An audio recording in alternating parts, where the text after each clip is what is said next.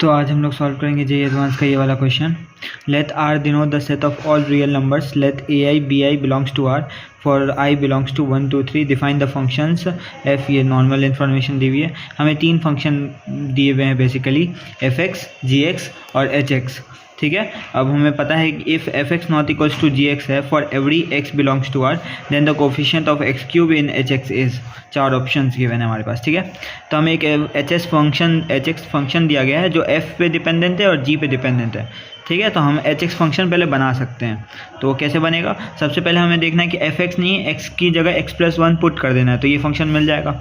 इतना तो हम लोग को समझ आता है, और फिर उससे माइनस कर देंगे।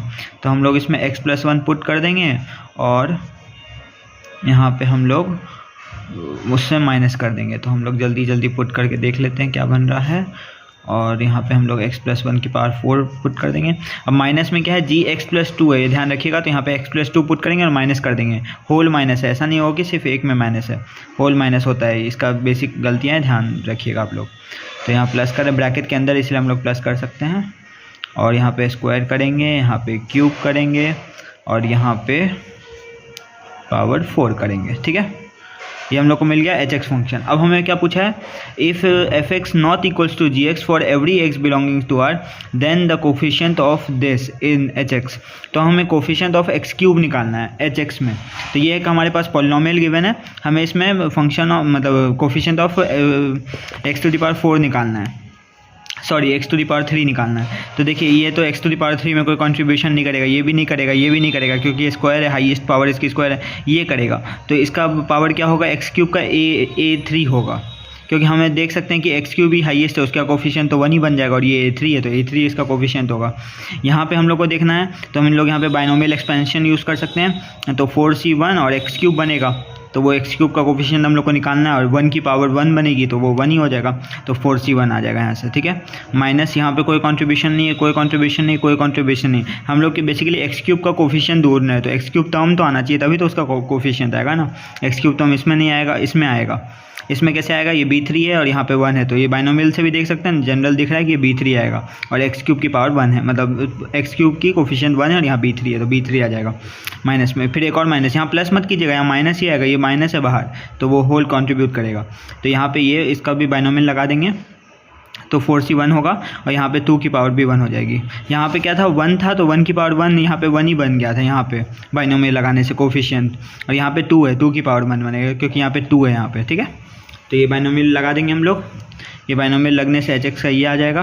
तो यहाँ पे हम लोग को ये मिल गया a3 minus b3 plus 4 minus 8। तो ये मिल गया a3 माइनस b3 माइनस 4। ठीक है, ये हमारे पास एच एक्स का क्या आ गया, कोफिशिएंट। तो आंसर होना चाहिए a3 माइनस b3 माइनस 4। अब हमें a3 और b3 की वैल्यू निकालनी है। अब a3 b3 की वैल्यू निकालने के लिए हमारे पास कुछ इन्फॉर्मेशन गिवन नहीं है। यहाँ पे ये बताया कि a1 a2 a3 b1 b2 b3 exist करते हैं। ठीक है, क्योंकि आई है या आई, उससे कोई हम लोग को वैल्यू नहीं मिलेगी। F X G S H x से कोई वैल्यू मिलेगी नहीं, कुछ इन्फॉर्मेशन गिवन नहीं है। एक ही इन्फॉर्मेशन गिवन है यहाँ पे, देखते हैं इस इन्फॉर्मेशन का क्या यूज़ आता है। तो हम लोग क्या करते हैं, F X not equals to G X करके देखते हैं, इससे हम लोग को क्या वैलिड इन्फॉर्मेशन मिलती है। तो हम लोग को करना है F X not equals to G X. इसका क्या मतलब होता है, F X minus G X not equals to 0। हमने बस बेसिकली इसको शिफ्ट किया है। आप चाहे तो ऐसे भी डायरेक्ट रक्स पुट कर सकते हैं, कोई बड़ी बात नहीं है। तो F X minus G x की वैल्यू हम लोग को निकालनी है। तो F X minus G x हम लोग करके देखेंगे, तो a1 माइनस b1 आ जाएगा, प्लस 7x आ जाएगा, प्लस आप वो सॉल्व करके देख सकते हैं, ऐसे ही बनेगा कुछ। ये बनेगा plus a cube minus b3 x cube बनेगा, प्लस 0 बनेगा, मतलब x टू द पावर 4 0 बन रहा है, वो कैंसिल हो जा रहा है। x4 माइनस x4 ये कैंसिल हो जा रहा है। ठीक है, और 10x माइनस 3x 7x आया था यहाँ पे। ठीक है, बाकी तो हमने एज इट इज़ लिख दिया।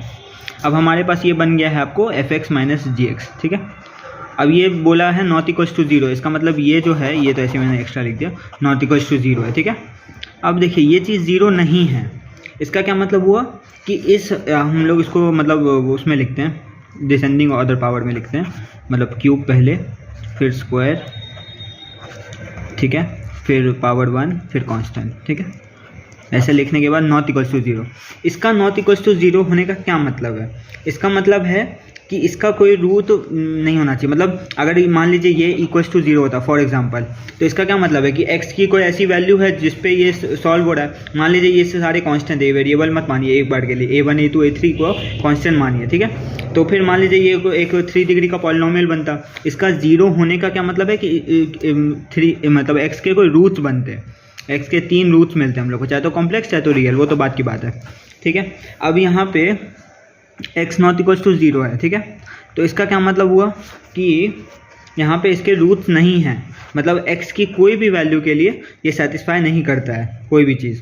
तो अब हम लोग देख सकते हैं कि यहाँ पे गिवन है कि x रियल है, ठीक है, x हमेशा से रियल है for every x belongings to r। तो अब आप खुद सोचोगे कि अगर हम लोग को यहाँ पे रूट नहीं चाहिए, हम लोग को अगर यहाँ पे रूट नहीं चाहिए, हम लोग इसको ऐसे समझ सकते हैं कि अगर आप x की पावर 3 का ग्राफ देखोगे तो ऐसा आता है, ठीक है। तो मतलब एक ना एक रियल रूट हमेशा आता ही है उसमें। अगर x की पावर 3 रही, कोई भी मतलब ऑड पावर का टर्म रहा, तो एक ना एक रियल रूट हमेशा आएगा ही। और हम लोग को रूट नहीं चाहिए क्योंकि हम लोग को नॉट इक्वल्स टू 0 करना है। आप समझने की कोशिश कीजिए कि अगर हम लोग को इक्वल्स टू 0 करना होता तो एक रूट आता, वो रूट x की कोई वैल्यू सेटिस्फाई करती, बट हम लोग को बोला रूट नहीं चाहिए एक भी। लेकिन हम लोग को पता है कि अगर हम लोग ऑड पावर रखेंगे तो एक ना एक रियल रूट आएगा ही, जो कि हमको नहीं चाहिए, रियल रूट हमको चाहिए ही नहीं। और हम लोग को मतलब दोनों कंडीशन नहीं हो सकती। अब देखिए क्यूबिक पावर में एक रियल रूट आएगा ही, लेकिन हमको चाहिए कि रूट नहीं है, क्योंकि वहाँ पे गिवन है कि नॉट इक्वल्स टू 0, मतलब यहाँ पे नॉट इक्वल्स टू 0 हम ये कंडीशन सेटिस्फाई करनी चाहिए, मतलब यहाँ नॉट इक्वल टू 0 होना चाहिए, मतलब इसमें रूट नहीं आना चाहिए। लेकिन हमें पता है कि क्यूबिक अगर रहा तो रूट आएगा ही।